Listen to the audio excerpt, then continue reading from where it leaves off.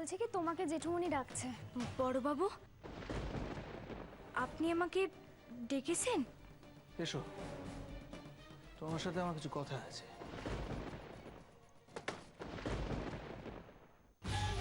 Strange, এত কিছুর পরে হঠাৎ সই এখন বাবার ঘরের দিকে গেল কেন? নিশ্চয়ই কিছু মতলব আছে।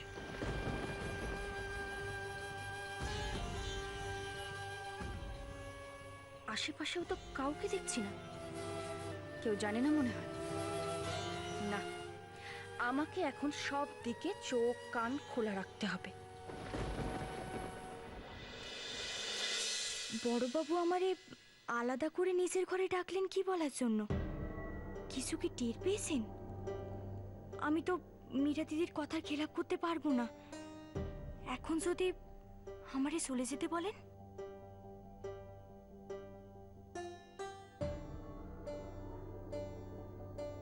তোমার সাথে কিছু দরকারি কথা, কথাগুলো আজ পর্যন্ত কাউকে বলিনি, বলার প্রয়োজন হয়নি। কিন্তু আজকে বাড়ির সকলের যা অবস্থা সেটা দেখে আমার মনে হচ্ছে আর চুপ করে থাকা যায় না। এই কয়েক মাসে আমাদের বাড়ির ওপর দিয়ে কিরম ঝড় বয়ে গেছে তুমি জানো? আমি আমি শুনেছি বড়বাবু। না না, শুনলে কিছু হয় না, শুনলে কিছু বোঝা যায় না। ঝড়টা কিরকম ছিল, সে ঝড়টার মোকাবিলা আমরা কিভাবে করেছি, কি কি আমরা ফেস করেছি, সেগুলো চোখে না দেখলে শুনে হয় না, শুনে কিছু। আর বড় ছেলে অর্জুনকে তুমি চেনো, মানে নাম শুনেছো? হ্যাঁ। ছবি দেখেছো না? সে ছিল এই মিত্তির বাড়ির যোগ্য বড় ছেলে অর্জুন। বিদেশ থেকে ফিরলো হায়ার স্টাডি করে, অসম্ভব ভালো পড়াশোনা সব দিক থেকে। ভেবেছিলাম ওর হাতে ব্যবসার সমস্ত ভার দিয়ে আমি নিশ্চিন্ত হব, ফুটফুটে বৌমা ঘরে আনবো। গোটা বাড়িটা উৎসাহে টকবক করছিল। মীরা আর বন্ধুর মেয়ে। অর্জুন যখন স্থির করলো যে ওকে বিয়ে করবে, আমরা সবাই এত খুশি, এত খুশি হয়ে গেলাম।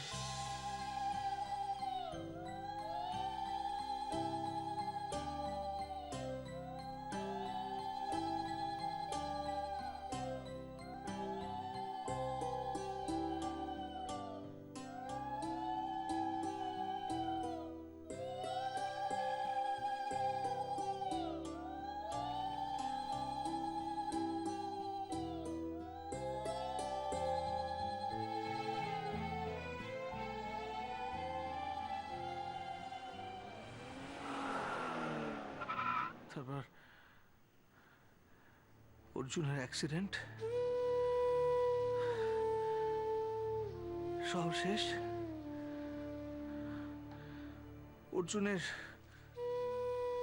অর্জুনের সাথে সাথে এ বাড়ির সমস্ত সুখ শান্তি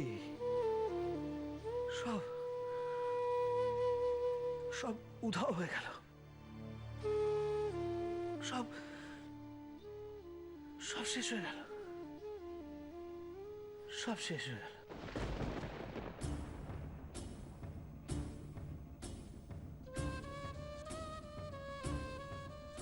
না না, এত লাইটলি ব্যাপারটাকে নিলে তো আর হবে না।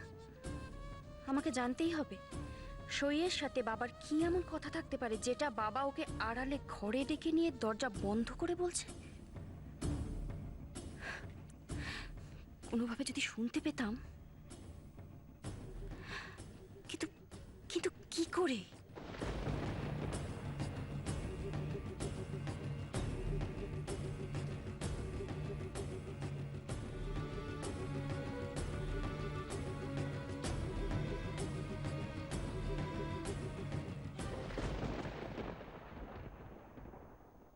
বাড়ির সম্মান বাঁচাতে কিশোরকে বাধ্য করলাম মীরাকে বিয়ে করতে। সম্মান বাঁচাতে কি ভাবছো, ওকে জোর করেছিলাম কিনা? হ্যাঁ, জোর করেছিলাম, বাধ্য করেছিলাম। ভেবেও দেখিনি যে ওর মতামতটা অন্যরকম হতে পারে। বাবার সময় ছিল না। ভেবেছিলাম সময়ের সাথে সাথে সব ঠিক হয়ে ঠিক হলো না, হয় না। আই ওয়াজ রং। বাড়ির সকলে যখন অর্জুনের মৃত্যু শোকটা ভুলে কিশোরের বিয়েটা নিয়ে একটু শোকটা সামলে উঠছে, তখন আমরা ভাবতেই পারিনি যে কিশোরের মতামতটা অন্যরকম হতে পারে, আর এই ব্যাপারটা কিশোর মেনে নাও নিতে পারে। এবং সেটা বুঝতে পারলাম তখন, যখন তোমার সঙ্গে কিশোরের সম্পর্কটা সামনে চলে এলো।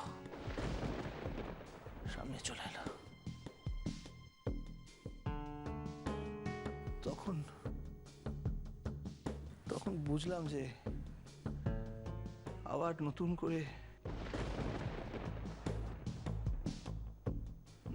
করে সমস্তটা শেষ হয়ে যাচ্ছে, সব আবার গোলমাল হয়ে যাচ্ছে, সব।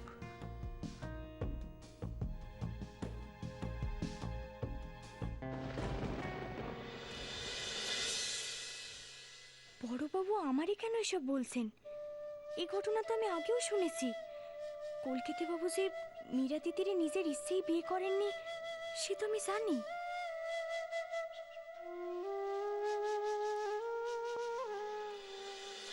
এসব কথা তোমায় কেন বলছি আমি জানি না। বলছি কারণ আমি খুব অসহায়। বড়বাবু, আপনি এভাবে ভেঙে পড়বেন না। আপনি শুধু আমাকে একবার বলুন, আমি কি করলে এবারে সবাই হাসি খুশিতে থাকবে, আমি তাই করব। দেখো, তুমি এই বাড়ির জন্য অনেক করেছো, অনেক করেছো। এই মাথার উপর যে ছাদটা এখনো রয়েছে, এটা তোমারই জন্য। কিন্তু কিন্তু আমি আরো কিছু তোমার কাছে প্রত্যাশা করি। তুমি ভেবো না, তোমাকে আমি যে কথা দিয়েছি সেটা আমি রাখবো। তুমি যা করলে, এতে করে আমার বাড়ির মান সম্মান শুধু রক্ষা হবে তাই নয়, আমার বিজনেসটাও অনেকটা ঘুরে দাঁড়াবে। বলো বলো, তোমাকে অদেও আমার কিছু নেই। মন খুলে চাও, তোমার যা প্রয়োজন আমি তোমায় তাই দেবো। আপনি ভালো মাকে তার ভালোবাসা ফিরিয়ে দিন। তোমার কাছে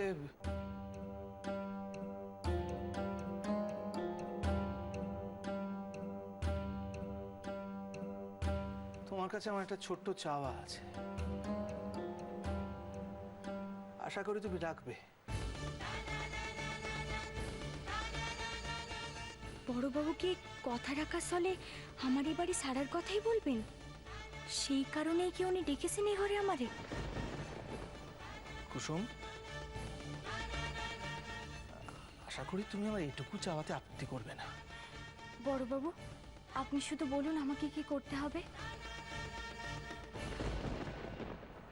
এই বাড়ির মানুষগুলোর মুখে হাসি দেখার জন্য আমি সবকিছু করতে পারি।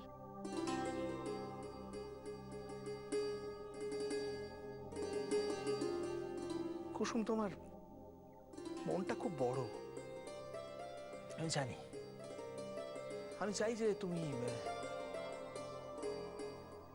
এ বাড়িতেই থাকো, এ বাড়ি থেকে তুমি যাবে না।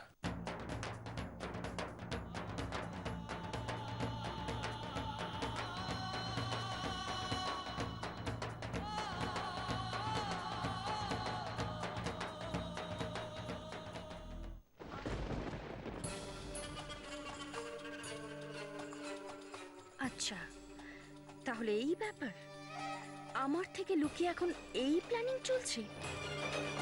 এবারে সবাই তাহলে এটাই চায়। ঠিক আছে, আমিও দেখছি এবার ও কি করে এই বাড়িতে টিকে। কি হলো? বেলা তো হলো, সবাই খাওয়া দাওয়া করবে না?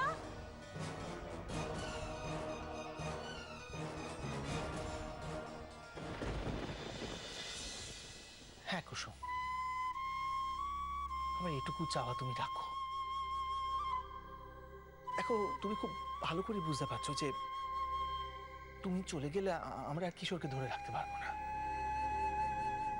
সেদিন তো কিশোর সবার সামনে যা বললো তাতে এটা খুব স্পষ্ট যে তুমি যদি এই বাড়ি ছেড়ে চলে যাও, কিশোরও চলে যাবে। আর আমার ছেলে বলে আমি জানি ও কতটা একগুঁয়ে, কতটা জেদি। কিন্তু অর্জুন তো নেই, কিশোর আছে। আমরা কাকে নিয়ে বাঁচবো বলো? কিন্তু বড়বাবু, আমি ওনাকে আটকাবো কি করে? পারবে, তুমি পারবে, আমি জানি তুমি পারবে। তুমি যদি এই বাড়িতে থেকে যাও তাহলে কিশোর কোথাও যাবে না। হ্যাঁ, তোমাকে একটু সরে সরে থাকতে হবে, ওর কাছ থেকে একটু দূরে থাকতে হবে, এবং দেখতে হবে যে দূরত্বটা এমনটাই যেন হয় যাতে করে কিশোর তোমাকে না, আস্তে আস্তে মীরাকেই বেশি ভালোবাসে, ওকে ওর স্ত্রী বলে অ্যাকসেপ্ট করে নেয়। আমি জানি, আমি জানি তোমার কাছ থেকে আমি খুব বেশি চাইছি, কিন্তু কি করবো বলো? তুমি ছাড়া যে আমার আর কোনো অবলম্বন নেই। আমার সন্তানকে আমার হাত থেকে কেড়ে নিও না প্লিজ কুসুম, এইটুকু আমার জন্য করো।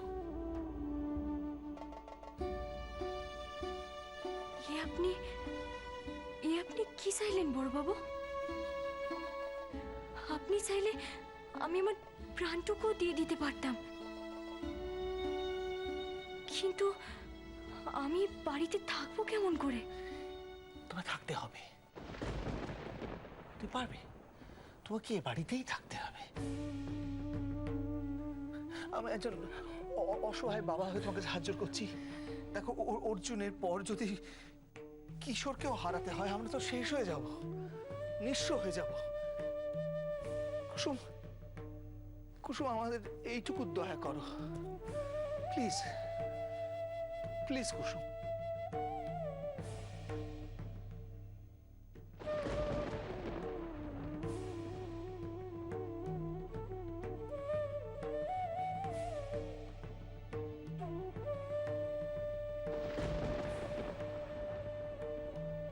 ডান হাতটা চইলা গিয়া মানুষটা যেন শেষ হয়ে গেছে মা।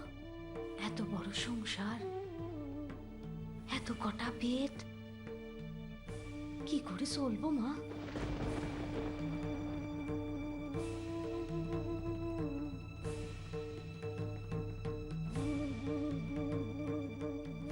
বড়বাবু, আপনি নিজের সামলান, আপনি এত ভাববেন না। আমি আপনারে কথা দিচ্ছি, আপনি যেমনটা চান তেমনটাই হবে। আমি এ বাড়িতে সুখ আনন্দ সব ফিরিয়ে দেব। আপনাদের ছেলে যাতে মীরা দিদির সাথে সুখে থাকে সেই ব্যবস্থাও আমিই করব।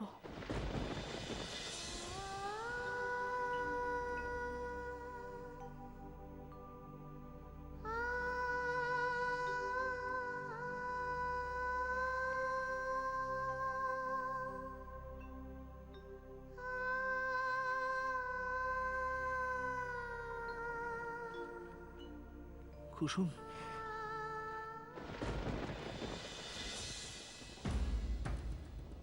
রানাবু,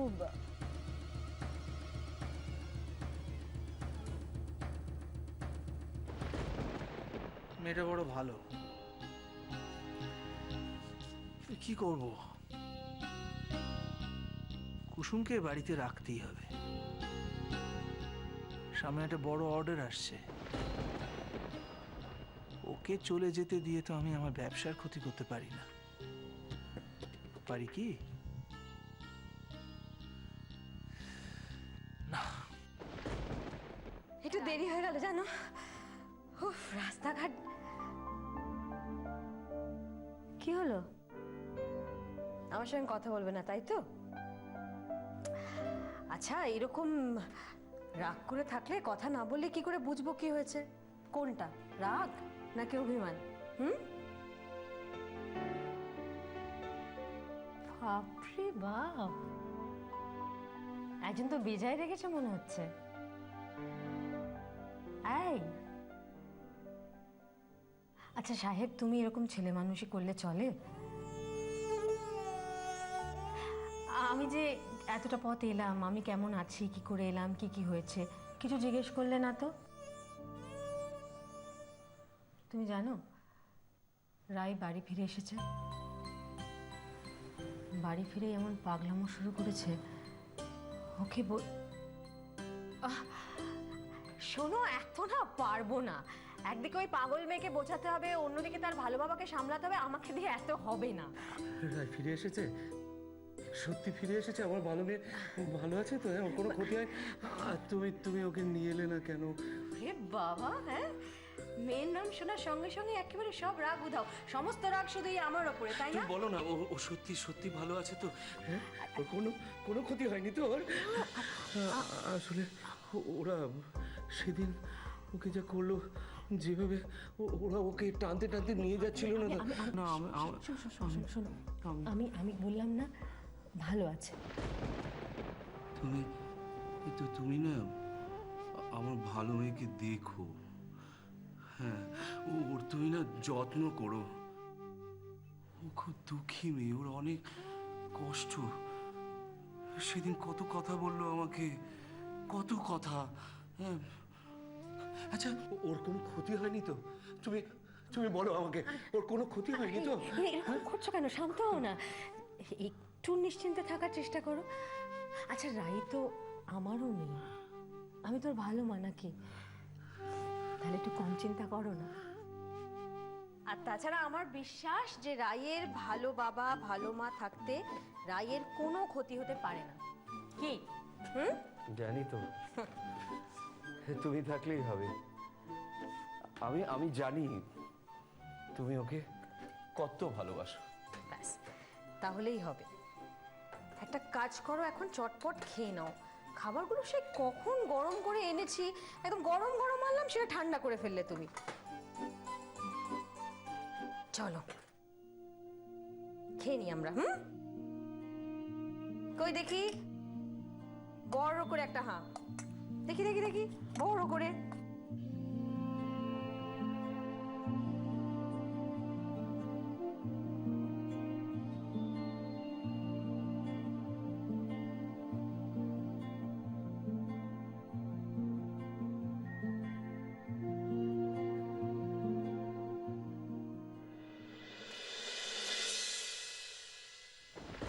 ভুল তুই করছিস অর্ক। আমি এতদিন ধরে যে ভুলটা করে এসেছিলাম সেই একই ভুলটা তুই করছিস। নিজে কানে না শুনলে আমিও হয়তো। আমার মা ঠিকই বলেছিল, এই বাড়ির লোকেদের যদি জব্দ করতে হয় তাহলে একটাই রাস্তা, এই বাড়িটা। মানে মীরা, তুই কি বলছিস? আমি তো কিছুই বুঝতে পারছি না। একবার এই বাড়িটা আমি নিজের নামে করে নি, তারপরে রান্না বউ এদেরকে কি করে বাঁচাই সেটা আমিও দেখব। ওরা হয়তো ভুলে গেছে এই বাড়িটা আমার বাবার কাছে মর্গেজ রাখা আছে। এরা নিজেদের আশ্রয় বাঁচানোর তাগিদে আমার কথা মানতে বাধ্য থাকবে। কিন্তু মীরা, এসব করে লাভ কি? কার জন্য করবি তুই এসব? একবার ভেবে দেখেছিস? তুই এত অ্যাগ্রেসিভ কেন হবি? তুই তো এরকম ছিলিস না মীরা। এতে তো অবাক হওয়ার কি আছে? পরিস্থিতি আমাকে এরকম হতে বাধ্য করেছে। আর আমি কিশোরকে ভালোবাসি অর্ক, আর ওকে ফিরে পেতে আমি সবকিছু করতে পারবো, সবকিছু। আর তোর কি মনে হয় এই বাড়িটা তুই কেড়ে নিলে কিশোর তোকে ভালোবেসে আপন করে নেবে? সেটা কি সম্ভব মীরা? এ বাড়ি হবে মীরার, আর আপনারা হবেন আশ্রিত।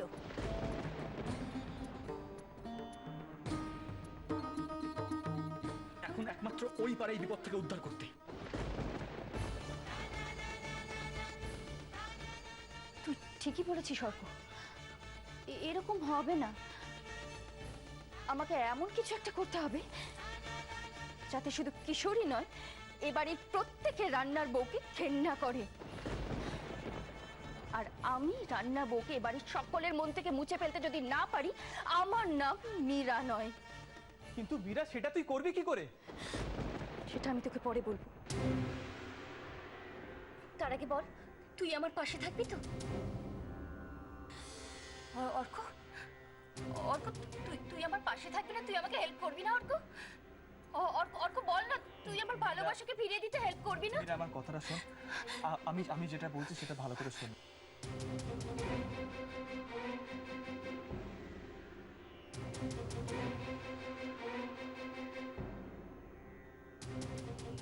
আচ্ছা আচ্ছা ঠিক আছে মীরা, আমি তোর পাশে সবসময় আছি। আগেও ছিলাম, এখন আছি, আর সবসময় থাকবো। Thank you Arko. Thank you so much Arko, thank you so much. আমি জানতাম তুই আমাকে না করবি না কখনো। আমি জানি রাইজা করেছে শুধু আমার আর মীরার সম্পর্কের কথা ভেবে করেছে, কিন্তু আমি এত সহজে সব মেনে নেব না। আমাকে জানতেই হবে সত্যিটা কি।